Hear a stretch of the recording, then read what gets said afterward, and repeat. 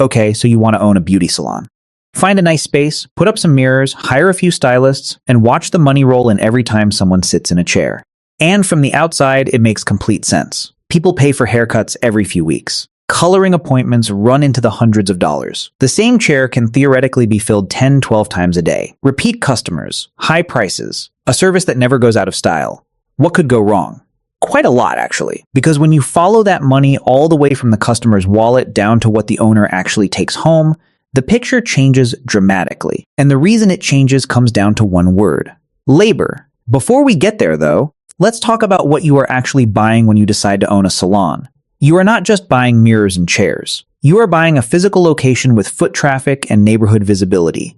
You are buying equipment, styling stations, shampoo bowls, high-powered dryers, facial units, nail stations. You are buying a brand, a reputation, relationships with existing customers, and a team of people whose skills are what generate the revenue in the first place. You are buying a system that is supposed to repeatedly convert appointments into cash. And here is where the first uncomfortable reality shows up. Industry analysis has found that in up to 90% of small salons, the business only looks profitable because the owner is personally cutting hair, doing color treatments, and performing services themselves. Remove the owner from behind the chair, pay a replacement stylist at market rate, and a large portion of those salons would be running at a loss. That is not a business. That is an expensive job that happens to have a storefront attached to it. A salon that relies entirely on employees to generate revenue is a different animal. It can scale. It can grow. But it also has to manage payroll for an entire team, carry the risk of slow weeks, and operate on margins that are much thinner than most people expect. So before we even talk about profits, let's talk about what it costs to get the doors open. Getting a full-service salon up and running is not a small check. The physical build-out alone, plumbing for shampoo stations, electrical upgrades for high-wattage drying equipment, custom cabinetry, flooring, lighting, regularly runs between $150,000 and $450,000 for a space with 12 to 15 chairs. That number shifts depending on the city, the size of the space, and how premium the interior needs to feel. A modest neighborhood salon in a mid-sized market is going to cost far less than a luxury concept in a high-rent urban corridor. On top of the build-out, you have the chairs themselves, the stations, the shampoo bowls, the mirrors, the reception desk, the point-of-sale system, the booking software, the signage, the licensing and permits, the initial chemical inventory, the insurance, and the marketing to let people know you exist. All of that adds up before you have served a single customer. And here is the mistake that kills a lot of new salon owners before they even get started. They budget enough money to open. They do not budget enough money to survive until customers arrive. A salon does not walk out the door on opening day with a full appointment book. Building a client base takes months. During those months, rent is due. Salaries are due. Software subscriptions are due. Utilities are due. The business needs a working capital cushion, typically $50,000 or more, just to absorb the losses during the ramp-up period. Run out of that cushion before your chair utilization stabilizes, and you are done before you ever really started. Now let's talk about location, because this decision has more financial consequences than almost anything else you will choose. A cheaper location reduces your fixed monthly rent, but it also reduces how many people walk past your window, how many people discover you by accident, and how much you can reasonably charge for a haircut. Lower foot traffic means you have to spend more money on advertising to bring customers in. A cheaper location can end up costing just as much, or more, once you account for the marketing spend required to compensate for the invisibility. A premium location, higher rent, better street presence, more affluent neighborhood, does the opposite. It charges you more every month whether you are busy or not, but it signals quality, attracts customers who expect to pay more, and lets you set prices that reflect that positioning. The target that solvent salon operators aim for is keeping their total occupancy cost, rent, maintenance fees, property taxes, and utilities combined, between 10 and 15% of gross revenue. If rent alone is eating 20% of what you bring in, the math becomes very hard to survive. A useful measure of whether your space earns its keep is revenue per square foot. A well-run 2,000 square foot salon with 12 to 15 chairs should reach around $500 per square foot annually by year 3. Roughly $1 million in total sales. Top performers push toward $1,200 per square foot. Miss those numbers, and your space costs more than it produces. Now let's get into the economics of the actual service. The chair is the revenue machine. If a stylist can complete 4 to 6 clients a day, and the salon has 12 chairs open 6 days a week, you can calculate a rough ceiling for what the salon is capable of producing. But that ceiling only exists on paper. The number that determines your financial reality is utilization, the percentage of available chair time that is actually booked and occupied. A chair that is empty is not just producing zero revenue. It is actively costing you money. The rent, the utilities, the insurance, those bills run whether anyone is sitting in that chair or not. An empty slot at 2 in the afternoon on a Tuesday cannot be sold again. That time is gone. This is why scheduling is not an administrative task in a salon. It is a core financial function. Every no-show, every last-minute cancellation, every slow Wednesday morning, those are direct hits to the bottom line. Let's follow $100 from a customer's hand to the owner's pocket, because that journey is where most people's assumptions about salon profitability fall apart. A customer comes in, gets a service, pays $100. That $100 does not belong to the owner. Here is roughly where it goes. Between $40 and $45 goes to the stylist who performed the service. That is direct labor, the biggest single expense in the building. Between $5 and $8 goes to chemical products consumed during the service. Around $2 to $3 goes to credit card processing fees. $10 to $12 go toward rent and occupancy costs. $2 to $3 cover software. $3 to $4 cover utilities. $3 to $5 go toward marketing. Another $5 to $7 cover administrative costs, payroll taxes, insurance, and accounting fees. After all of that, the owner is left with somewhere between $8 and $12 out of that original $100. 8 to 12 cents on every dollar. That is the average net profit margin for a well-run full-service beauty salon. Not 30%, not 20%, 8 to 12%. And that is a healthy margin in this industry. Now you understand why labor is the central economic problem of the salon business. Labor eats 35 to 50% of every dollar that comes in. How you structure your compensation model shapes almost every other financial outcome in the business. The most common model is commission-based pay. A stylist earns somewhere between 40 and 60% of the revenue they personally generate.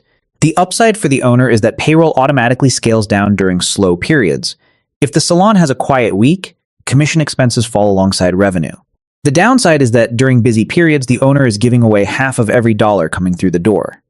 Some salons pay fixed hourly wages or salaries instead. This makes financial planning easier but puts the entire risk on the owner's side. If the appointment book is empty, those wages are still due. A third model is booth rental. The stylist is not an employee at all. They pay the salon owner a flat weekly fee, typically between $250 and $500, to use a chair in the salon space. The owner becomes a landlord. The risk of slow periods shifts to the stylist. Income is more predictable, but the upside is capped. The owner does not benefit when a stylist has a record month. The hidden trap in the commission model is talent management.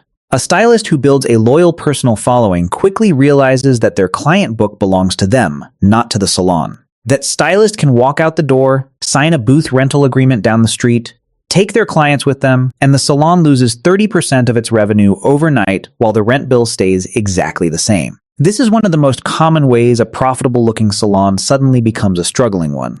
Speaking of hidden traps, let's talk about what an empty chair actually costs. There is a significant financial difference between a salon operating at 50% chair utilization and one operating at 90%. Both pay the same rent, both carry the same insurance, both run the same software subscriptions. The salon at 90% utilization is spreading those fixed costs across far more revenue, which means each dollar of revenue carries a much smaller burden of overhead. The salon at 50% is paying full overhead on half the potential income. The math on this is brutal. Benchmark data shows that when clients rebook just once without any structured follow-up, the cancellation rate for future appointments can reach 72%. But clients who are enrolled in a structured rebooking system with automated reminders and confirmation messages maintain cancellation rates of around 4%. Automated scheduling and reminder platforms have been shown to reduce no-shows by an average of 32%. That is not a technology upgrade. That is a direct profit improvement. Now, not every service on your menu is equally valuable. This is a point that surprises most people who think about salon economics. A service is not better just because it has a higher price tag. What matters is how much revenue that service produces per hour of chair time, what operators call revenue per labor hour. Here is a real example. A full hair coloring treatment priced at $180 sounds like a great ticket, but that service takes 3 hours, and the chemical products for the application cost about $35. After subtracting the product cost, you have generated $145 across 3 hours of chair time, roughly $48 per hour. Now compare that to a precision haircut priced at $70, taking 45 minutes and consuming about $2 in supplies. That service generates $68 of net service revenue in 3/4 of an hour, roughly $90 per hour of chair time. The $70 haircut produces nearly double the hourly value compared to the $180 color treatment. The color treatment is not bad, it brings in more absolute dollars per visit and tends to create strong client loyalty. But the haircut is far more efficient. Managing your service menu with this kind of thinking in mind changes which services you promote, which ones you train for, and how you fill your schedule. If you're finding this breakdown useful, take a moment to subscribe to the channel and give this video a like. It genuinely helps more people find content like this. Now, most salons are not just doing hair. They have expanded into nails, skincare, facials, waxing, lashes, brows. Each of those categories has its own economics. Nail services have low ticket prices but high visit frequency. Customers return every 2 to 3 weeks. Margins run 40 to 60%, and the repeat nature of the revenue is valuable. The catch is that nail sections require ventilation, dedicated space, and sometimes separate licensing. Skincare and facials carry margins of 50 to 65%, and customers who come in for facial are highly likely to also buy retail skincare products on the way out. That combination makes facial clients some of the most productive customers in the building. Eyelash and brow services carry some of the highest percentage margins in the salon, 60 to 75%, with repeat cycles of 2 to 3 weeks. The constraint is that they require specialized technicians and are intensely labor-dependent. Adding more services sounds like an obvious growth move. More reasons to visit, more revenue streams, more customers. But more services also means more equipment, more specialized staff, more inventory to track, more training costs, and a more complex operation to manage. Complexity has a cost. Adding a nail section to a hair salon is not just adding a revenue line. It is adding a mini business inside your business. Let's talk about the product shelf, because this is where smart salon owners find a financial advantage that most people overlook. Retail products, shampoos, conditioners, treatments, skincare carry gross margins of 40 to 50%. And a retail sale does not require the stylist's time after the recommendation. The customer buys the product, takes it home, runs out, and comes back. You have monetized the relationship beyond the chair. The average salon generates 8 to 15% of total revenue from retail. The best performers push that to 20 or 25%. At $1 million in annual revenue, the difference between 9% retail and 20% is more than $100,000 in additional high-margin income. The risk is inventory management. Products expire. Some items move fast.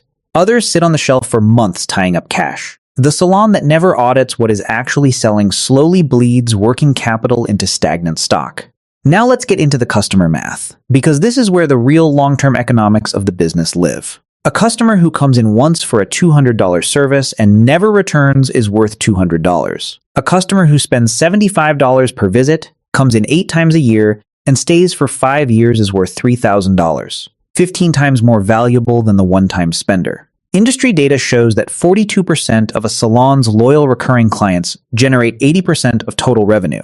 Keeping existing customers coming back is far more financially valuable than constantly hunting for new ones. But acquiring new customers costs money. Salons spend on Instagram ads, Google campaigns, influencer partnerships, first visit promotions, and referral programs. The question is not whether you are spending on acquisition, it is whether that spending is producing customers who stay long enough to justify the cost. A new client acquired for $60 is a great investment if she returns every 6 weeks for 3 years and buys products at checkout. She is a terrible investment if she used a first visit discount, came once, and never came back. This is why deep introductory deals often damage salon economics. Customers attracted by a big discount tend to be price sensitive with no loyalty to your salon. Once the deal is gone, they go wherever the next deal is. You spent real money acquiring someone who was never going to become part of your recurring revenue base.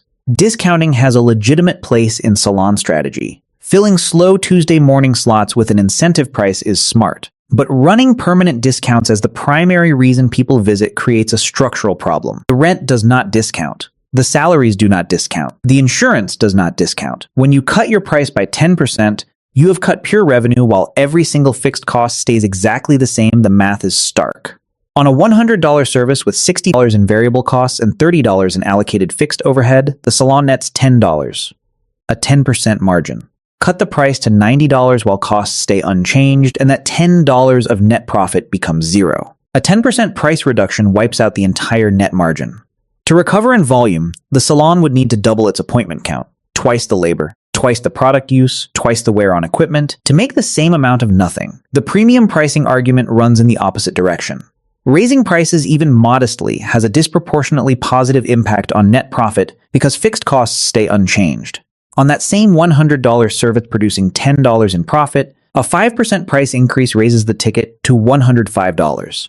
After accounting for a small commission on the extra revenue, net profit rises to around $13. A 30% improvement in owner earnings from a 5% price change. Salons that invest in better training, more consistent service quality, stronger branding, and an elevated customer experience earn the right to charge more for the same appointment.